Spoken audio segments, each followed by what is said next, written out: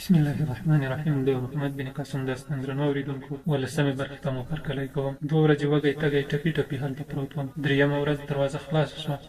لاجوندي او 3 تنه نور چې تورې یې په لاسو کې وې راننوتل. د یوه په لاس کې لږ خواړه او اوبه هم وې. د لاجو رنګ تک زیړ او سترګې یې داسې ښکارېدې چې د اوښکو ټوله زیرمه یې خلاصه سوې وې، چې سترګې مې پرې ولګېدې. لوږه او تنده مې هېره شوه. زړه مې غوښتل چې ورمنډه کړم او په غېږ کې یې کلک کړم، خو زما لاس او پښې تړلي وو. لاجو سپایانو ته وکتل او هغوی زما د لاس او پښو رسۍ وشکولې او بهر ته ووتل. ما ورته وویل: لاجو ته دلته څه ډول راغلې؟ لاجو کړکۍ په ستوني کې تم کړې او زما په غاړه کې یې لاس راواچول. خو زر بیرته شاته شوه او دروازې ته یې په ویره وکتل. بیا وویل: ستا له تګ نه وروسته 2 تنه راغلل. کښتۍ کې یې چپاو راوړ. زه یې ونیولم، سردار ته یې بوتلم. ما ته حال معلوم نه و، خو د ذلت او بې شرمۍ له ژوند نه مې مرګ ته زړه ښه کړی و. خو سردار راته وویل چې که ته زما خبره ونه منې نو ګنګو به وږی تږی په توره تیاره کې مړ شي. زه ستا په خاطر مجبوره یم او اوس به د هغه خبره منم. ګنګو ته ولاړ شه، نور ازاد یې، خو زما د عصمت او ابرو په بیه ازاد یې. ما ته داسې ښکاره شو چې لاجو د محل ژوند د یو غریب کب نیونکي سره له ژوند نه ښه ښکاره سوی دی. نو کلکې بدې ردې مې ورته وویل. ښه مې ورتله او 2 څپېړې مې په دې ظالمو لاسونو د هغې په مخ ور حواله کړې. خو هغه د بت په څېر ولاړه وه او دا هر څه یې وزغمل. یوازې دومره یې وویل: زه به د بې عزتۍ په ژوند مرګ خوښ کړم، خو زه دلته د دې لپاره راغلم چې ته ماته تر ځان ګران یې. د بګوان په خاطر ولاړ شه، له موقع نه ګټه واخله. بیا به دغه فرصت هم نه وي. امکان لري چې ته ازاد سې. ما به هم د دې ظالم له منګولو وژغوري. د سلګیو اوښکو زما بدګماني لرې کړه. ما هغه بیا په غېږ کې ونیوله او وعده مې ورسره وکړه چې زر به بېرته راځم او د سردار د ماڼۍ خښتې خښتې به نړوم. د زندان واک خلاص شو. د سپایانو پر ځای هغه ظالم لیوه راننوت. د هغه په لاس کې کلو څه توره نه وای، نو ما به حمله پرې کوله. هغه لاجو ته وویل: اوس ووایه څه پرېکړه دې کړې ده؟ د ده د ژوند پرېکړه ستا په لاس کې ده. لاجو ځواب ورکړ: که زه ستا شرط ومنم د دې ثبوت به څه وي چې ګنګو له ښاره روغ وتله. هغه وویل: زه واده درکوم. د لاجو له سترګو اوښکې روانې وې او له هغه سره ولاړه او زه 4 سپایانو له ښاره رابهر کړم. د هغو په لاسونو کې لوڅې تورې وې. ما د سردار په واده اعتبار نه درلود. کله چې د دریاب په غاړه ځنګل ته ورسېدو نو یو تن له شانه په ما د تورې ګزار وکړ. زه د دوی د دغسې حملو په انتظار وم، ځکه مې ځان وغورځاوه او له تورې بچ شو. له دې سره 4 واړو سپایانو په ما حمله وکړه، خو زه تر دوی په ځغاسته کې تېز وم. په ځنګل ننوتم او د یوه بوټي په څنګ کې پټ شو. هغوی تر لږ ځنډ ولټولم او بیا ناامیده بېرته ستانه شول. ماښام شو. زه غلی غلی د دریاب څنډې ته ولاړم. ومې لیدل چې کښتۍ مې اور اخیستی او د سیند پر څنډه 4 واړه سپاهیان ولاړ. دغو پېښو له ما عاجز بندنه یو لوی لیوه جوړ کړ. کلي ته مې منډه واخیستله. په غږ کې مې یو ځانګړی تاثیر و چې د سترګو په رپ کې 2 ځوانان له لاټیو او تبرونو سره راووتل او راسره ملګري شول. چې موږ یې ولیدو سپاهیان ورخطا شول او د تېښتې نیت یې وکړ. خو موږ د تېښتې لارې پرې بندې کړې. 4 واړه مو ووژل او لاشونه مو یې سیند ته واچول.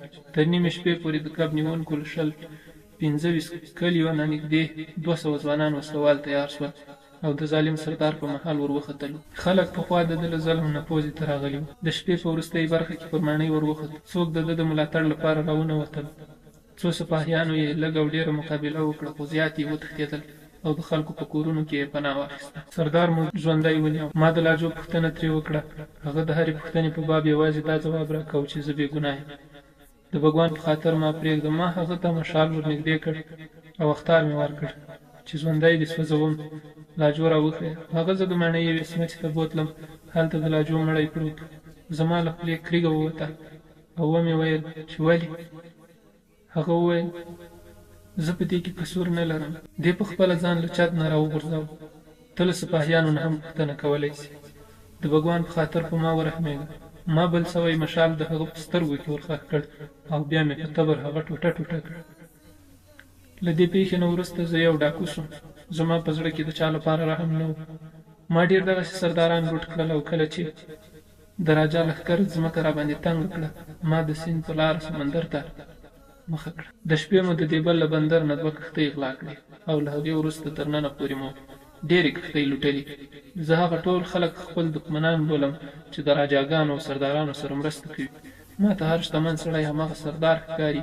ما ته په هر لور محل کې د لاجومتي غوندې مظلومو نجونو ارواوې د انتقام او بدل پر یاد کوي. زبیر وویل زه د دې نجلۍ په مرګ ډېر خفه سوم او له هغه ظالم سره ستا جګړه هم پر ځای او ته برحقه دی، خو ته د یو انسان د ظلم بدل له بل انسان نه ولې اخلې؟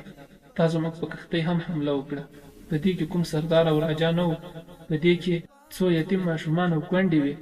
ګنګو ځواب ورکړ زه په دې افسوس کوم، په هغه بله کښتۍ کې د سراندیب د راجا بیرغ رپېده او تاسې د هغه کومکي وئ. بیا هم که ماته معلومه سوې وای چې په دې کښتۍ کې ماشومان او تورسري دي، ما به حمله نه وه کړې. څو میاشتې کېږي چې ما په دې سمندر کې ستاسې د هېواد یوه کښتۍ ولیده او ما هغه یوازې د دې په خاطر پرېښوده چې پر نارینه و برسېره څو تورسري هم پکې. خالد چې دا واورېدل ټکان یې وخوړ. ویې ویل آیا په هغه کښتۍ کې د سراندیب ماڼوګان وو؟ ګنګو وویل هو. خالد ور غبرګه کړه هغه خو زما د پلارجان کښتۍ وه، تر اوسه یې څه درک معلوم نه سو. ته دروغ وایې، هغه کښتۍ تا ډوبه کړې ده. ګنګو ځواب ورکړ که ما کښتۍ ډوبه کړې وای نو ما به اوس تاسې په مخ کې د هغې یادونه نه کوله. خالد وویل په هغې کښتۍ کې پیلان هم وو. ګنګو وویل وو. خالد پوښتنه ترې وکړه تا ته د دې درک نه دی معلوم چې هغه چېرته ډوبه سوې وه؟ ګنګو وویل نه، ما ته دومره معلومه ده چې هغه دیبل ته روغه رمټه رسېدلې وه. زبیر پوښتنه وکړه په دې سمندر کې تا نه پرته د لوټمارانو کومه بله ډله هم سته؟ ګنګو ویل هو سته. زبیر پوښتنه ترې وکړه آیا دا امکان لري چې د دیبل حکیم هغه کښتۍ لوټ کړې وي؟ ګنګو ویل هو، ما مخکې هم عرض وکړ چې د وچې ډاکوان د سمندر له لوټمارانو ډېر بې رحمه دي.